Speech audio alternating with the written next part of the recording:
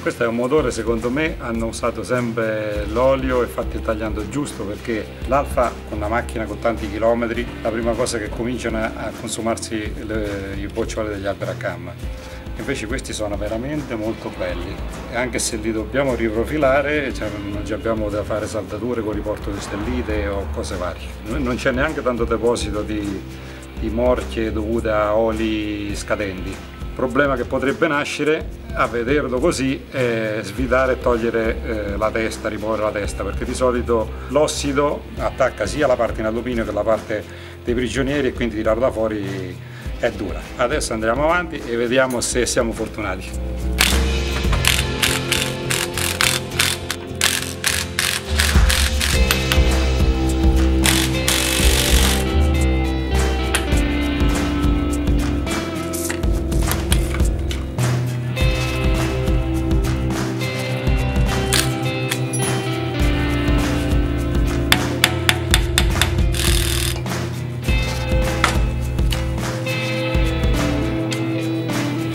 Siamo stati fortunati. Siamo stati fortunati.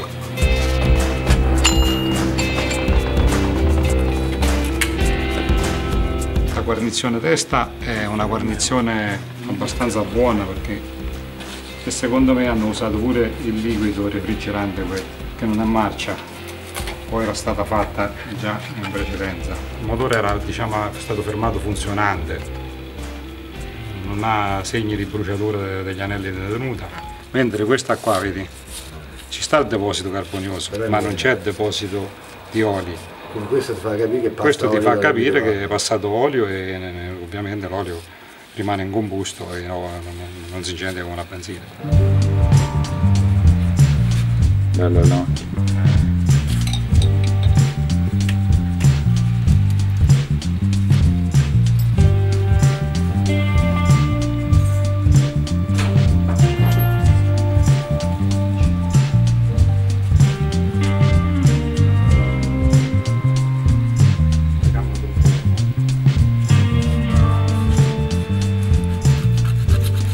La catena pure non è rumoroso. Quanti chilometri segnava la macchina? 130. Secondo me sono veritieri. Allora, qua c'era un trafilaggio d'olio su questo cilindro un po' più accentuato, ma non diciamo normale amministrazione. Le valvole non sono incassate, quindi le sedi sono buone. Secondo me ha bisogno di una bella revisione classica dei quattro guide, dello scarico, perché vedi, se fai caso questa era più nocciola, questo pure, questo è un po' più nero. Ci stava qualche piccolo trafilaggio, ma ci sta, perché comunque a 150.000 km un po' inizia a passare, però non era ancora niente di preoccupante, era veramente tenuto bene. Poi non ci sono segni di corrosioni che ci creano problemi, specialmente intorno all'anello di tenuta è tutto proprio perfetto. C'è la classica corrosione qua vicino, ma questa non dice niente, l'importante è che intorno al prigioniero ci sia materiale, che tutto è bene. Poi non è la classica testa che va riportata di saldatura per riempire una testa che va fatta la spianatura. Vabbè, noi faremo un po' di più perché faremo i rapporti di compressione, monteremo il motore una sorta di gruppo N come avevamo già anticipato all'inizio, quindi soliti lavori, però credevo, in base a come era conciata la macchina, credevo di trovare qualche sorpresa. Fortunatamente siamo stati fortunati. Un'ottima base per fare un bel giocatto.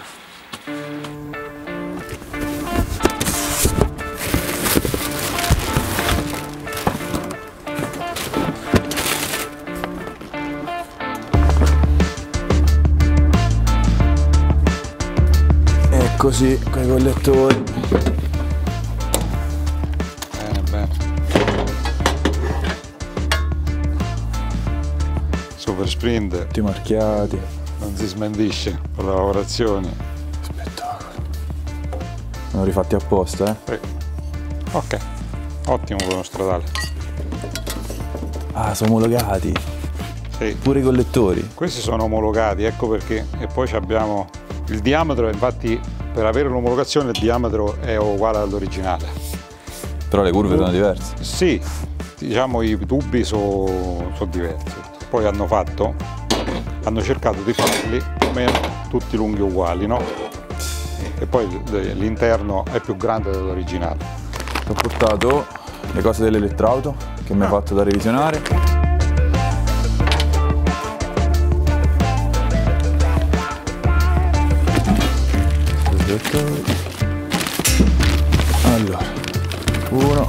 ricordi come li evitati? Ci stanno la foto di te. Ecco qua, nuovo. Condizionate bene. Tutto il lavorone. Ottimo. Cuscinetti nuovi. Motorino. Cioè, era una schifezza. Cioè, nuovo. Ossidato. È lui, Spettacolo. C'è un craneggetto cambiato. Tutto nuovo, sì. Però è lui. Magnete. Vabbè, ci stanno tutti i requisiti giusti per uscire una macchina seria. Una macchina fin troppo bella sta uscendo. Mi tocca... Quindi se non partirà non è colpa del motorino. No. Allora, le canne riutilizziamo quelle che ci ha fornito con i pistoni della Nural, che è un ottimo prodotto, sono delle canne in ghisa sferoidali.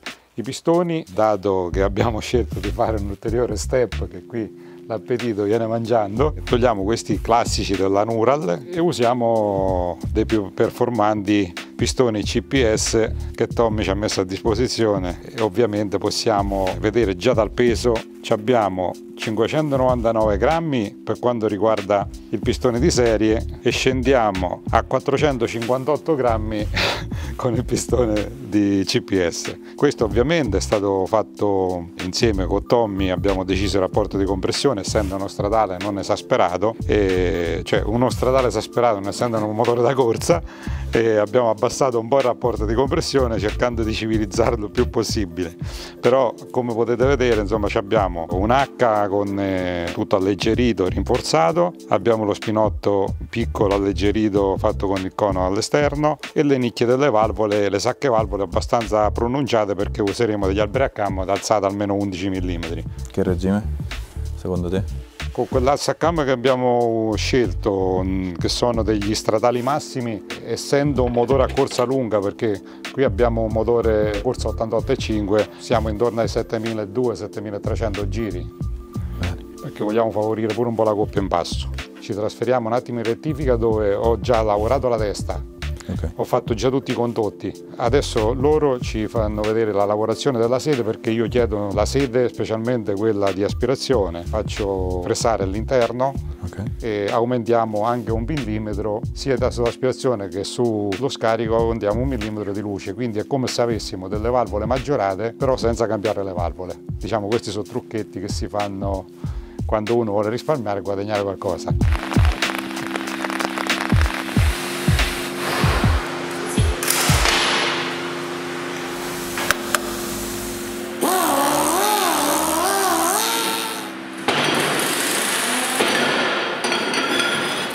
Questa l'Alfa Romeo c'ha l'inclinazione della sede a 30 gradi. Siccome che quella parte piana è talmente enorme, noi la diminuiamo. Allora lui adesso fa la fresatura, poi allarghiamo il foro, diciamo la luce proprio dell'aspirazione, di 1,5 mm. Così gli riduciamo anche la parte dove batte la valvola. Con questa inclinazione di 30 gradi, specialmente sullo scarico, si deposita il deposito carbonioso. Ecco perché le Alfa Romeo hanno la cosa che dice le valvole non chiudono mai bene. Noi diminuiamo questa battuta. Se era un motore da corsa cambiavamo sia la valvola, mettevamo una valvola in acciaio Nimonic ricavata dal pieno, e cambiavamo, come faccio sempre, anche l'inclinazione della sede, che la facciamo a 45 gradi.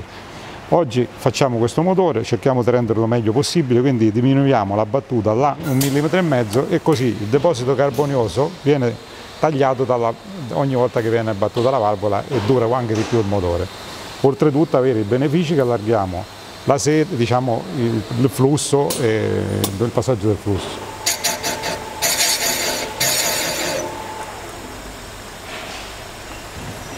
Adesso si può mettere già la valvola e poi con questa macchina lui vede anche la tenuta della valvola. Con quello là adesso l'attacca qua e vede se la valvola chiude bene. Se non chiude bene bisogna rifinirla ancora di più. Sì. Una volta questo lavoro si faceva con la smerigliatura a mano, ti mettevi là, ancora oggi noi lo facciamo qualche volta proprio quando smonti una testata, e da qui dal vagometro vedi se la fai. Quindi adesso ancora bisogna rifinirla perché non chiude perfettamente.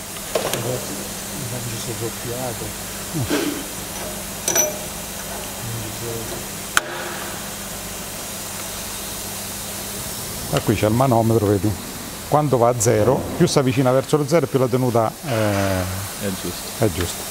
Idem poi si passa per lo scarico, insomma.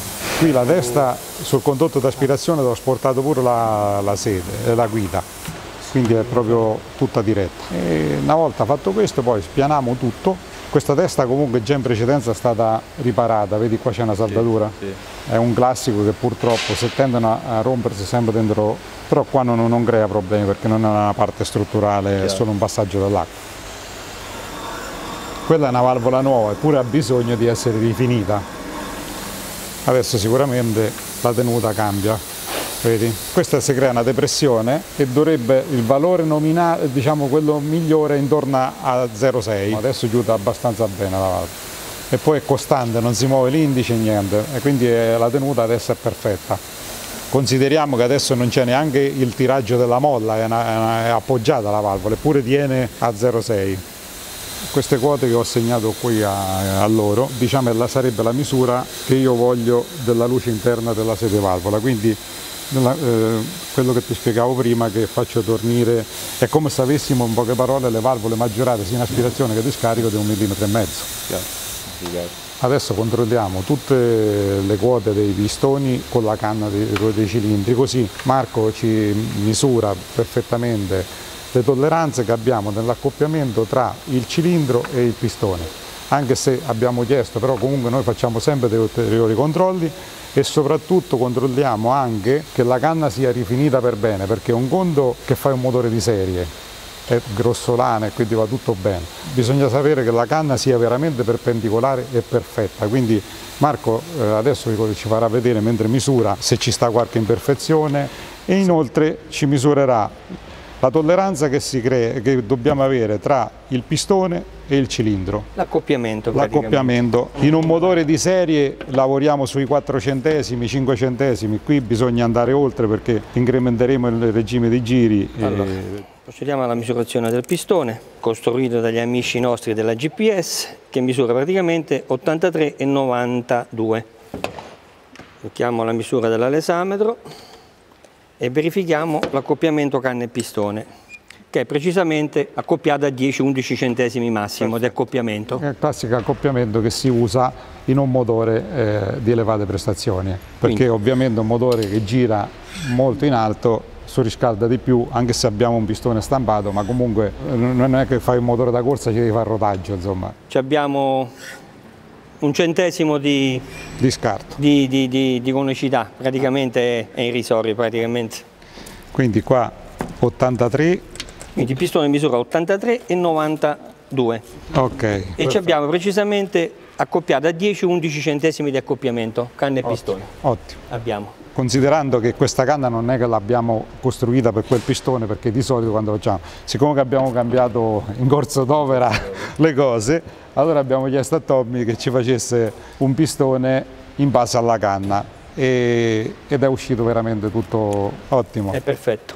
Questo ti si succhia pure il parafango quando metti in moto. Adesso facciamo la prima spianatura, poi facciamo un premontaggio, quindi pistone dentro il cilindro, come se dovessi chiuderlo, controlliamo il rapporto di compressione, quindi dobbiamo calcolare il volume della camera di scoppio e il volume del cilindro, poi facciamo il rapporto e vediamo se siamo intorno a 11, 11,2 che è come voglio chiudere io il motore, va bene, se stiamo inferiori bisogna spianare ancora di più la testa, perché solo in questo modo ci rimane adesso per aumentare il rapporto di compressione, continuare a spianare la testa perché il pistone stampato ormai con la cupola non è che lo possiamo toccare, quindi andremo avanti in questo modo. Adesso dopo la piallatura della testa Marco ci farà vedere come si squadra la biella, perché le bielle vengono ricontrollate tutte, perché anche se noi le lavoriamo, le portiamo appese, le bilanciamo, ma tutti gli assi devono essere perfetti, perché con gli anni, dato che è una biella che comunque ha 40 anni, bisogna controllare che sia ancora in asse e sia perfetta. Eccola qua. E questa è perfettamente in asse. Questo significa che prendendo il cerchio dell'alloggio della bronzina con quella dello spinotto è perfettamente in asse, perché con gli anni, metti che la macchina potrebbe aver bruciato la guarnizione, è entrata l'acqua nel cilindro, una biella potrebbe cedere di qualche centesimo, addirittura pure qualche decimo. Anche qualche millimetro. A volte pure qualche millimetro. Adesso facciamo un ulteriore controllo mettendola sulla macchina e controlliamo tutti e due gli interassi che siano perfetti, centro-centro. Lui adesso la monta sulla macchina. Un controllo che si fa per vedere se tutte e quattro le bielle devono essere perfettamente tutte uguali. Misura adesso l'interno, che sia tutto, vedi? Questo è un lavoro che pochi fanno, specialmente sui motori vecchi. Ecco, adesso azzeriamo la biella, azzeriamo sull'interasse della biella, 0 e 0. Poi tutte le altre bielle devono avere questi riferimenti. Noi ne prendiamo una e faremo tutte quelle, le altre uguali a una. Se c'è un'interferenza tra una biella e l'altra, col comparatore si vede subito. Se c'è un decimo più corto, in questo caso succede che a volte può succedere che trovi qualche centesimo, pure decimo, che questo valore non si trova. Allora bisogna spianare il cappellotto di biella e con questo macchinario lui poi lo rifresa e rifà un'altra volta il centro e l'alloggiamento della bronzina, che si chiama barenatura.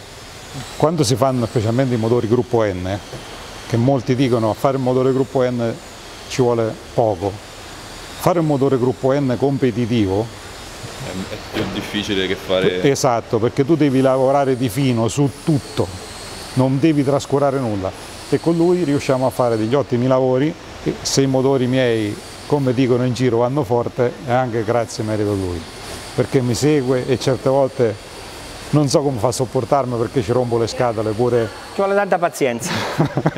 Pazienza. Però quando all'ultimo ci siamo tolti tanti sassolini dalle scarpe e tante soddisfazioni. Soddisfazioni, esatto. Belle soddisfazioni. Esatto. Ecco. E allora questo motore ha fatto la storia, come sappiamo tutti. Purtroppo ogni motore quando viene elaborato ha dei problemi. Ci sta chi ne soffre più, chi soffre meno. La lubrificazione è una cosa sacrosanta. Su questo motore purtroppo, innalzando i numeri di giri, tende a fondersi la terza bronzina di banco con la consecutiva fusione della quarta bronzina di biella. Allora noi facciamo una modifica. Abbiamo fatto una mascherina per forare, in poche parole vengono effettuati degli altri fori e facciamo la lubrificazione a tutti e 5 i supporti di banco. Siccome che questo bialbero nasce solo con la lubrificazione su 3 supporti di banco, con l'aumentare dei giri va in crisi, si centrifuga l'olio e c'è una mancanza di lubrificazione, anche perché il fatto pure che abbiamo una pompa dell'olio montata all'estremità anteriore dell'albero motore, quindi la parte più lunga e lontana è questa qua dietro, quindi già fa fatica l'olio per arrivare da quest'altra parte. Poi abbiamo questo problema che su questo supporto di banco, sul secondo e sul quarto, l'olio ci deve arrivare tramite il passaggio interno dell'albero motore e purtroppo succede il patatrac che si attaccano le bronzine e c'è la fusione. Con loro, come facciamo sempre, pratichiamo gli altri fori. C'è una lavorazione un po' delicata da fare, però la facciamo sempre. Poi si rifà la foratura delle bronzine e quindi ci avremo lubrificati tutti i 5 supporti. Il foro lo devo fare da qua e qui, dalla prima. Comunque viene fatta al centro qui, poi ovviamente viene lavorata anche la bronzina e fatta lo stesso foro per far uscire l'olio su tutto il collo di banco. Ne fai uno? Sì, viene fatto sia qua, vedi questi sono tutti forati già. Sì, questi sono due. Esatto, mentre questi non hanno foratura di passaggio dell'olio. Questa cosa l'hanno fatta così? Anzi ti dico una cosa, adesso qui c'è una bronzina ancora delle prime serie, ma sulle successive Alfa 75, quella più diciamo successiva a questa, avevano creato una bronzina con un rigo riporta olio qua per aumentare un po' la lubrificazione, perché il problema tipo quello ma è più sottile, infatti poi ce l'ho di là, te la posso pure far vedere. Quindi tra quella e quella modifica che facciamo noi li facciamo girare a 8500 giri, non creano problemi. Ovviamente poi quando monteremo il motore vi farò vedere dove vengono praticati tutti i fori, vedrete anche il segreto della lubrificazione modificata che facciamo. Da qui si vede che il monoblocco è un 2000, quindi il classico motore Alfa Romeo, croci e delizie dei noi appassionati.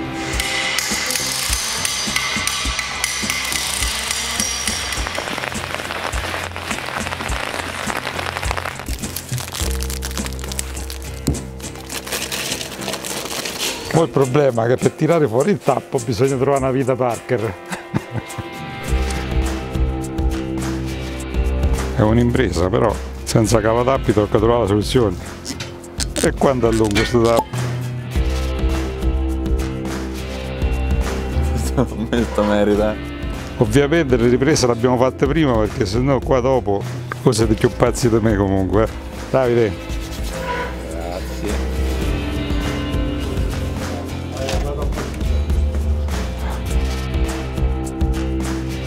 Grazie all'amico Alessandro che ieri ci ha portato i cantuccini alla Toscana. Grande. Io sono due, me ne sono ritrovati due, uno è vostro. Uno è vostro, di uno dei due.